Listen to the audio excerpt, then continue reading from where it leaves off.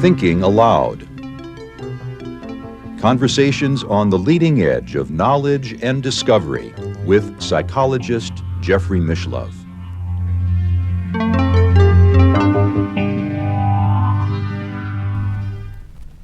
Hello and welcome. I'm Jeffrey Mishlove. Today we are going to explore the spiritual implications of the near-death experience. With me is Barbara Harris Whitfield, who is a near-death researcher and experiencer. She is the first woman to serve on the board of directors of the International Association for Near-Death Studies.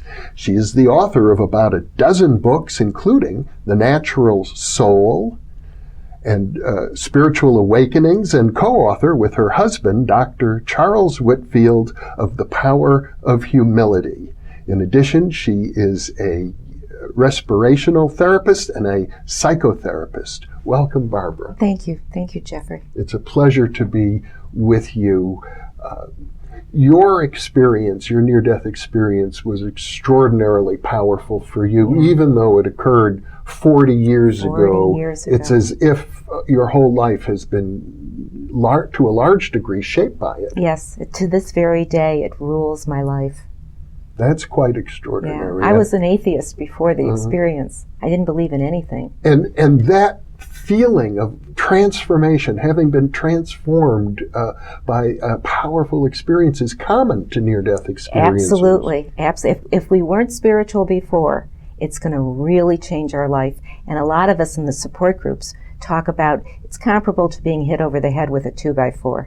In the beginning, it's very, very hard because we don't understand that shift we're going through.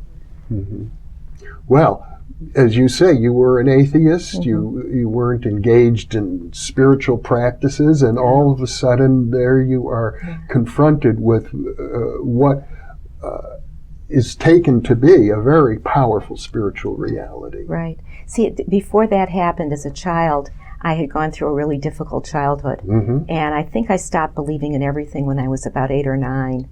And then here I was, 32 years old, and all of a sudden I felt like I was being embraced by a God. It's hard to say, because God to me has so many different dimensions, you know, but I was embraced by something much, much more powerful than this reality.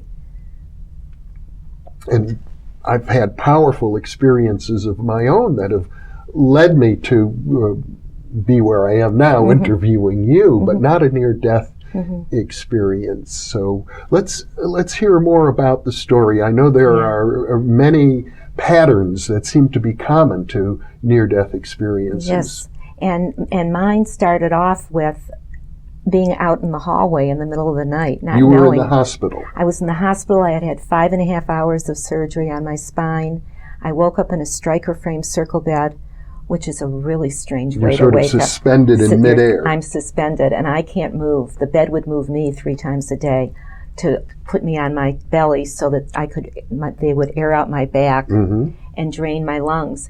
And somewhere around the 3rd night, sleeping, all of a sudden I'm out in the hallway. And I looked up and down the hall, and I thought, if they catch me out here, I'm going to get into trouble. I better get back in the bed. And I moved back into the room and looked down, and there was my body in the circle bed, sleeping. And that was fine. I was so peaceful and out of pain that I was really quite pleased to be up there looking down at her. And then the next thing I knew, I was floating through this darkness.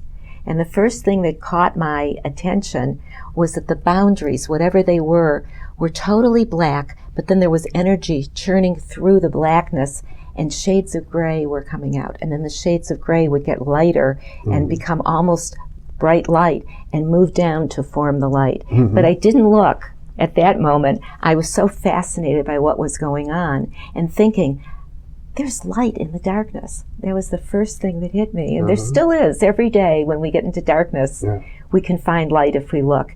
And the next thing I knew, I was being embraced by my grandmother, who had been dead for 14 years. And I had never once thought of her existing beyond her death. And there we were together, and she was holding me the way she would when I was a child. And we re-experienced all 19 years we were together, every memory. But I wasn't just experiencing the memories through myself, I was experiencing them through her. I could see through her eyes, I could feel through her heart. I suddenly realized how important I was to her. I'd never thought about it before. And then as this continued and then finished when I was 19 and she died, I started moving away from her. But heart to heart, there were no words, heart to heart, she let me know that she would always be there waiting for me when I came back. How much time had elapsed, do you think? You know, I'm not sure, but Since to me you it was lived 19 years. It was 19 years as far as experiencing it went. But then I was back in my body and it was morning, so it couldn't have been more than a couple hours. But it doesn't translate here, you know. And then a week later, it happened again. And that time when I lifted out of my body, I had been put on my belly on this very uncomfortable bed, and I only weighed 85 pounds at that point. I had lost 30 pounds or 35 pounds.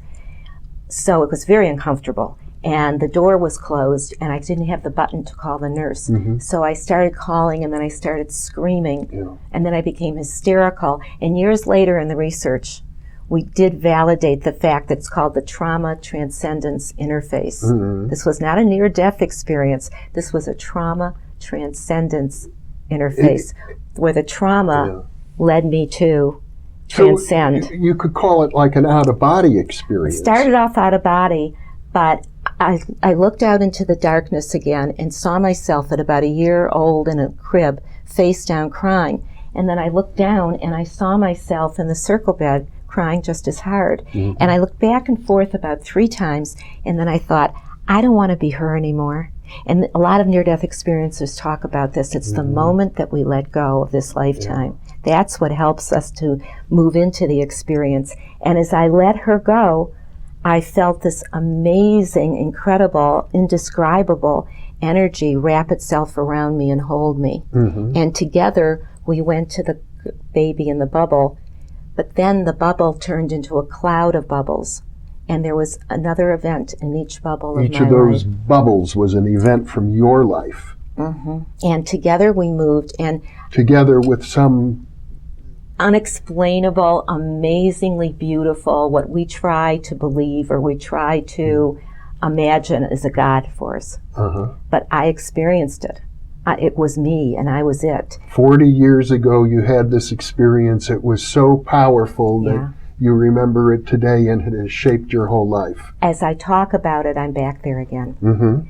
And what was so amazing in this was, as I saw my difficult childhood, as I was going from bubble to bubble, and I was thinking, no wonder. For the first time, I had an understanding that no wonder I am the way I am now. Look what was done to me as a child. And as I was saying my no wonders, this energy was holding me even tighter, because I think I would have exploded out into the universe if I hadn't have been held like this. And just like with my grandmother, I could see it through God's eyes, not just mine, and I could feel it through God's heart. Every experience of your life, would you say, or just highlights? No, all 32 years. I all relived 32 years. And I assume, again, it was a matter of minutes or hours. I went back later on. I was a volunteer at the hospital before I became a respiratory therapist. I went back and I looked at some of my records. I couldn't get them all. But it was probably about 20 minutes that I was out. 20 minutes was 32 years. Nothing translates from this reality to that reality. That reality is always there, here, where we are now. It's like a reality outside of time as we experience it. Right, it's eternity, and eternity doesn't move in a linear fashion. Eternity just is. So I was just is with God for 20 minutes, and then or 32 years. And then I came back here, and of course I couldn't be an atheist anymore. But let me ask you now, you had let go in your mind of your present life. What caused you to return? I was back. You just, I there had you were. no control. It's not as if you were given a choice or made a decision. A lot of people are given a choice. And a lot of them choose to stay, and they're sent back anyway. And then they have to deal with that. The guilt of, I didn't want to come back to my loved ones. This is a big problem for early near-death experiencers. I didn't want to come back, and yet I did. And how can I tell them?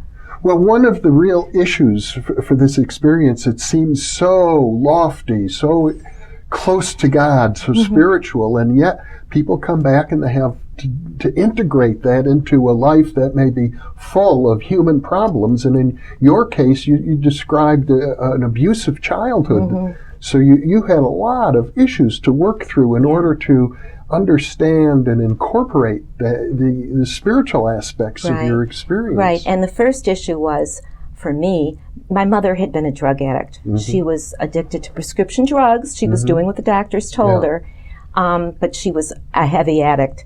And then in the full body cast for 7 months, I'm taking all these drugs they're giving me. You know, they're giving me opiates, they're giving me Valium, they're giving me sleeping pills.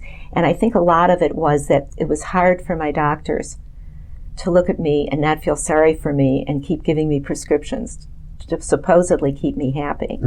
But those drugs weren't doing anything but making me numb. And it seems as if that's what the medical community knows what to do. Right.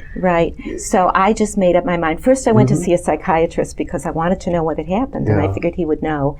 And this was the year that Raymond Moody's book came out, but nobody had read it yet. That would be 1975. Life After Life. Yes, yes. So the psychiatrist didn't know, and what he said to me was, you have to go home and heal. It's going to take 7 months. And then you have to go through about a year of physical therapy. And then what you really want to do is go into psychoanalysis. So if you ever get strong enough again, because they had their doubts about me and what was going on, you come back and I'll see you 4 mornings a week. And he wrote me a prescription for antidepressants. So I came home with the prescription and I put it on the counter and I saw all the pills and all I could see was my mother. That this was my mother's life. I have 3 young children. The life review showed me towards the end that I was becoming like my mother. So that was my first issue when I came back. I will not put my children through the same childhood I went through. And I just threw away all the pills. You know, I went cold turkey. And it was the best thing I ever did. This was the beginning of my new life. Now, I know that going cold turkey is not for everybody. Many people are prescribed medicines that are not good for them, and they might listen to an interview like this and say, I should just go cold turkey. No, you can't go cold turkey. What was amazing for me, because this is the kind of work my husband and I do now, is we help people get off of opiates and benzodiazepines. I think it was because I had had that near-death experience. I was given such an injection of energy, spiritual energy, that I was able to go off all of those pills. And it was okay, but I would never recommend it for anybody else to do. Thank you for pointing that out. I'm glad we're clear about that. But now let's return to the spiritual implications, because for you it was like instantaneous conversion from atheist to somebody who had been embraced by what you understood to be God. Correct. So when I did go through the physical therapy and I got strong enough again, I volunteered at the hospital where I had been. I was in the emergency room. They knew already, the staff knew if anybody was dying to call me and I would sit with them. This became very important for me, to be with people that were dying, to help them transition. And for me personally, it wasn't just to help them. For me, it was being with the honesty of people who are dying. They, you know, at the end, they just want somebody to be with them and understand what's going on with them. And that became first 1 day a week. By the time I was doing it 3 days a week as a volunteer, I realized I needed to go back to school. And that's when I became an RT, a respiratory therapist. And at this point, I was working in Miami Beach at Mount Sinai Medical Center during the Mariel boat landing. Oh, yes. And we had a lot of people coming off those boats that would then die in our emergency Cuban room. refugees. Speaking only Spanish, and at that point the staff only spoke English. And I was holding hands with people that were talking to me that I didn't understand. And they were dying. And they would die. And they didn't understand me. And I knew that if I didn't stop doing that, I was going to get fired, because I was protesting all the time that we didn't have any Spanish-speaking nursing there. So I started doing home care for the dying, and that was magical. You know, dying does not have to be the way we've treated it here in America. Dying can be a celebration if the person is ready to go. We all are going to die. Right. It's part of life. And in your case, it seems as if you feel like you've already died a couple of times. Yeah, I have. And it's not the Grim Reaper. It is totally different. It is us. It is the energy. Yes, our body dies. Even our ego dies. But our true essence, what my husband calls the child within, what I call the soul, transcends this reality and goes to the next reality. Well, that seems like such a profound lesson. It's hard to take it in. The words are simple enough, but the essence of what you're saying is elusive. Elusive, but the real reality of, to me, why we're here. Yeah. We're here to keep stripping our ego and getting more and more real. If we can get rid of all those learned ways that we've handled life and become the essence of who we really are love. And love happens to be the verb of God. So our relationships with each other are really God in action. And that's why we wrote The Power of Humility, to show a map of how to live our life every day as love, not ego. Well, I am looking forward to interviewing you in more depth about that whole process. And I know you've worked it out in great detail. But coming back to your work with near-death experiencers, you did research yourself. You looked at the after effects of the near-death experience. That came a few years later. What happened was I met Kenneth and Ken interviewed me for Heading Toward Omega. Which is one of the major books ever written on the near-death experience. And I'm one of the key subjects in that book. And when he was interviewing me, I had no idea what the thesis was of that book. But when I came back to Florida after being at the University of Connecticut, he told me to start an IANS support group. IANS being the International Association for Near-Death Studies. Yeah, and so I put an ad in a few newspapers, and then the local TV channel interviewed me. And first meeting, we had 40 people.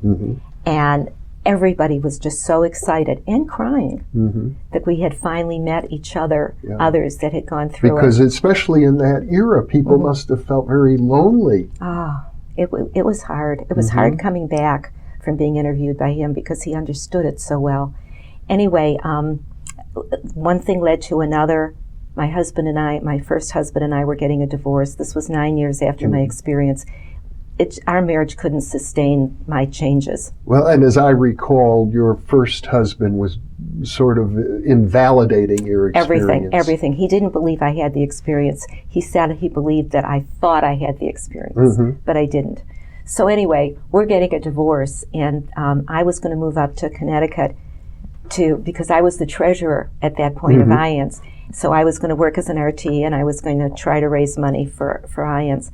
And Bruce Greyson, who was at the University of Michigan, was offered a job at the University of Connecticut Medical School that included a research assistant. So I was able to apply and get that job and spent 6 years interviewing people, running support groups, and working on the stats of he had a research pool of 500. I was just immersed for 6 years in the changes that happen after a near-death experience, and it was wonderful. And also, these two fellows did not want to go out and do the talking, so I went out. I was doing the TV shows. I was doing from churches to nursing conferences, and what I was hearing from a lot of other people was that they had been abused as children too, and they were having spiritual experiences. Well, this is an extraordinary finding, and my understanding is that childhood abuse is very common amongst people who report lots of psychic experiences, is very common amongst people who have almost every type of mental illness, and common amongst the near-death experiencers. Right. Childhood trauma doesn't have to be abuse. It can be some kind of trauma. You know, you lose a lot of loved ones, they die. You've got a family member who's mentally ill. There's a whole list. And what happens as adults, and Ken calls it a compensatory gift, is that when we were kids and it became so painful, that trauma transcendence interface I mentioned, it becomes so painful that we dissociate. We leave this reality and we go to a reality where it's peaceful. In other words, it doesn't matter that you're being subjected to trauma because you have an escape. Yeah, the classic experiences of somebody who's being raped as a child. Mm-hmm. The next thing they know, they're up at the ceiling, they're bored with looking at what's going on, and they look somewhere else and go into an alternate reality that Ken calls the imaginal realm. Mm-hmm. So as an adult, we're able to do this, and it's a gift that psychiatry doesn't want to be a gift. Psychiatry labels it as pathological. But well, there's another aspect to this as well, the term imaginal realm. I like the term, but some people might be deceived into thinking that we're talking about imagination. Right. It seems to me that the imaginal realm has many properties in common for person to person to person that suggests, and I think your experience suggested to you, this is a real place. Oh, more than real, ultra real. Ultra real place, yeah. Yes, yes, and it's okay if we come back here and it's not monopolizing our life. Yeah. If we can't hold a job, if we're not caring for our family, our children, then it's pathological. But it can also be a gift if you're a writer or any kind of an artist. This is creativity. This is the flow state. Well, I know that some people who have the near-death experience have been living a life where they're not really prepared to all of a sudden change and be a spiritual person. And now they've had this profound spiritual experience, but they're back in their old life pattern where there may be all sorts of dishonest games going on. It's very hard for those people to adjust. Right. That was why I went into helping people die, because there was honesty. And then I went on to teach volunteers of hospice. They're all real people. Yeah. You know, I had to seek out places that would fulfill me because I couldn't bring this home. And I totally understand when other people are having a hard time with it. Yeah. That's what our support groups were about for a long time. They're called Friends of IANS, and they're all over this country and in Europe. And I understand that really it's taken you decades to integrate the profound spiritual awakening that occurred. Yeah. Let me tell you what happened, okay? This is how it worked for me. To me, this world right now is just guided by God if we're ready to listen. So I'm working at the University of Connecticut. I'm asking Ken and Bruce to look at the child abuse factor or the trauma, child trauma. And finally Ken put folded it into a questionnaire. And we came up with these really, really profound stats. And we called it unpredictable violence in childhood. Anyway, so now I'm ready to, let's look into it. You know, let's see how we're going to help these people. And they weren't ready to do something like that. That was a total change of the research we were doing. And all of a sudden, Charlie came into my life. Your husband. Yes, yes. And I had just prayed for a relationship. I was ready. Yes. And a few days later, he called me because he saw me on Larry King and knew he was coming up to Connecticut the next weekend. And I thought, well, before I have dinner with this man, I better look at his book. He had sent me a copy of Healing the Child Within. It was everything that I wanted to look at with Ken and Bruce. So here is the next stage of my life, flowing into everything I was looking for Charlie had already done or was doing. And you and your husband have developed programs of psychotherapy for people that touch both the most painful, cruel, abusive experiences of childhood and at the same time connect them up to some of the most sublime spiritual experiences of unity with the divine. Well, this is how it works. If I hadn't been abused as a child, I wouldn't be doing the work I'm doing today. I'm helping people. Yeah. So my abuse took me to a path where I had to heal, which took just as long, 40 years too, to heal, to where I'm working now in the field and helping other people. I'm touching so many souls. So we make meaning. When it gets to that stage where, first of all, we're working on our abuse, the next stage is making meaning. Making meaning. That's a very interesting concept. Right, because we needed, unfortunately, what that meant to us to become who we are now. Well, you chose to do that. Yes. And I suppose to some extent, like your divorce, it wasn't even a choice. It's something that I was pushed into. It was like a tube of toothpaste, you know. I had to get out of there because when you're changing that rapidly, there's no room to pull back. And I'll tell you who helped me the most at the point before I met Bruce and Ken and Charlie was William Campbell. I can't remember his first name now. You mean Joseph Campbell? Joseph Campbell. Joseph Campbell, the mythologist. I got his 6 tapes.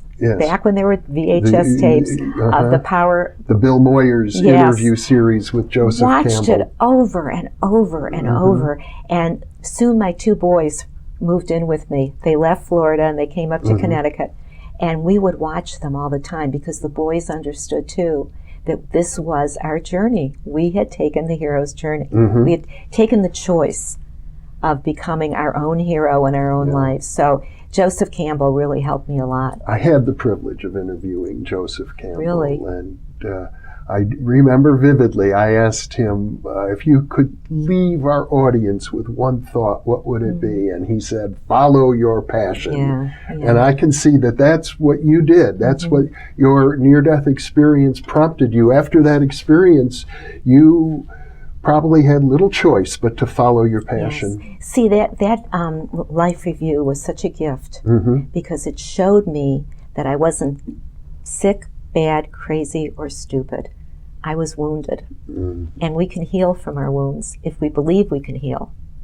So that was such a gift, and also obviously being held by this energy that loved me so much that I could start to love myself. And then Joseph Campbell.